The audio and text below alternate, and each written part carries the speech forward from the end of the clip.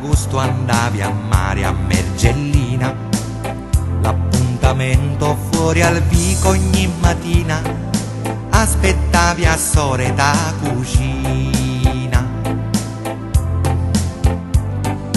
La borsa di paglia dove mammina ti metteva la toaglia, il mollettone e la pinzetta per le ciglia ed il prendi solo di ciniglia, e poi in coppa tutta frutta, 1,5 chili di frutta, una frittata che scotta e il termos col caffè. Beve. Mo sei signorina, vai a Miliscola e prendi pure la cabina, ma non lo sai che fuori fanno lo spicchietto mentre togli slipper e gipetto, ti fanno il coretto.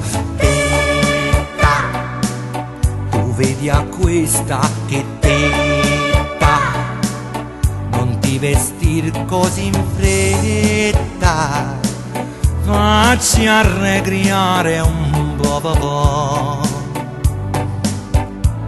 Ma ecco che viene il bagnino, tutto muscoli e costume di moschino, con gli occhiali, la catena e l'orecchino, quel gran fio della mignotta ti si porta e lascia tutti a bocca asciutta.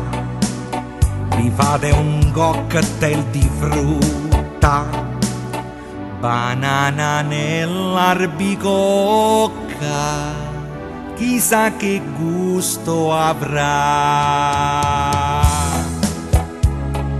A proposito di cocktail di frutta, io ho provato a fare un cocktail tra il pompilmo e il mandarino. Sto pensando come lo posso chiamare. Secondo me andrebbe bene il pomperino.